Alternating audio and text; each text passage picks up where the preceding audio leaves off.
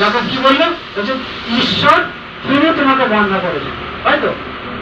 আরে এখানে যখন কি করতো, কি জন্য বন্যা রেখেছিল বলতো?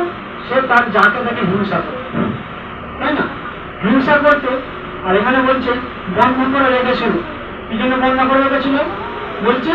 আর তার স্বামীর কাছে সন্তান চাইছে, বলছে সন্তান আমি দিতে পারি না, আমি কি ঈশ্বর? তাহলে কে দিতে পারে? ঈশ্বর দিতে পারে। আর ঈশ্বর এখানে বলছে ঈশ্বর তাকে বন্ধ করে রেখেছিল 29-31 পর আদি।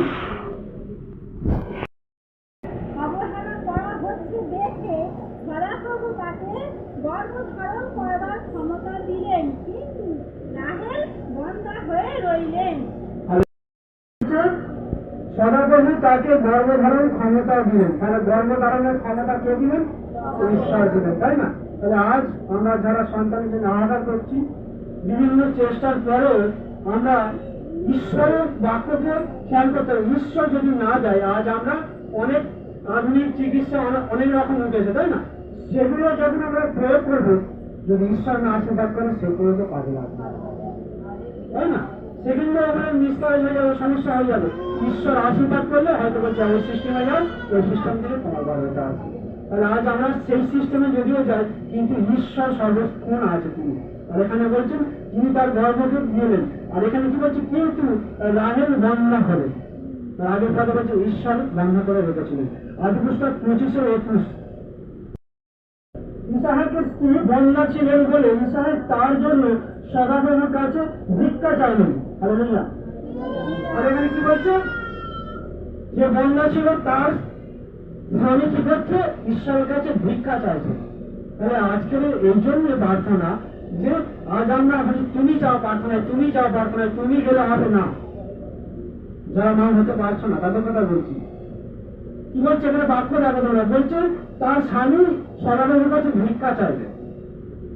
আজকে আমাদের দুজনের যৌথ প্রার্থনাতে কাজ হবে।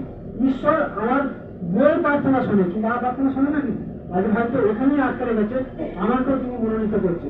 তার থেকে বেশি যেন আমাকে, যেমন আব্রাহামের স্ত্রী অবিশ্বাস ছিল, অল্প বিশ্বাসী ছিল।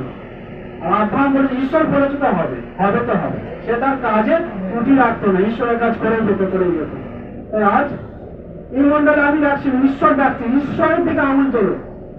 যদি তোলার হয় আমার দিকে না, কারণ আমার ক্ষমতা নেই তোমাদেরকে সমস্যার সমাধান করা। সমস্যার সমাধান করার একমাত্র সৃষ্টিকর্তা, তিনি আপনাকে সমাধান করবে। তোমার মধ্যে যা কিছু সমস্যা আছে তুমি সমাধান করবে। তাই তার কাছে রোদন করো, তার কাছে কাঁদো। তাই তুমি ভিক্ষা চাইবে, যেটা আমাদেরকে বুঝতে হবে। আজ পুস্তক 21-5-6। আব্রাহামের বয়স 100 যখন বয়স, তার ছেলে ইসাকের জন্ম হয়েছিল। সারা বলেছিলেন ঈশ্বর আমার মুখে হাসি ফোটালেন, আর সেই কথা শুনে অন্যের মুখে হাসি ফুটবে। হালেলুয়া। বাক্যটা কি বলছে বলতো? বলছে যখন সে আব্রাহাম 100 বছর বয়সে পিতা হলো, তার স্ত্রী বলছে আজকে আমি তো বুড়ি হয়ে গেছিলাম, আমি তো মা হওয়ার ক্ষমতা আমি সেই বিশ্বাসই ছিল না। যখন ঈশ্বর আমাকে আশীর্বাদ করেছে, আর আমার মনে এত আনন্দ, এত হাসি এসেছে, আর এই কথাটা শুনে যারা বিশ্বাস করে তাদের মুখে হাসি ফুটবে। আজকে বিশ্বাস করতে হবে, শুধুমাত্র বিশ্বাস করতে হবে। সেই বিশ্বাস হৃদয় থেকে হবে, অন্তর থেকে হবে। তাই বিশ্বাস করতে হবে। আজ অনেক কিছু আছে, বাক্য আমি শেষ করতে পারবো না, সময় খুব কম। তাই আজকের এরকম আদি পুস্তক 20-18 অভিভাবকের বাড়িতে যখন আব্রাহাম গিয়েছিল, হ্যাঁ, সেখানে অপমানের ব্যাপার ছিল। আর ঈশ্বর কি করেছিলেন জানো? সেই অভিভাবকদের বাড়িতে যত নারী ছিল তাদের প্রত্যেককে বন্যা করে রেখেছিল। তাহলে কে বন্যা করে রেখেছিল?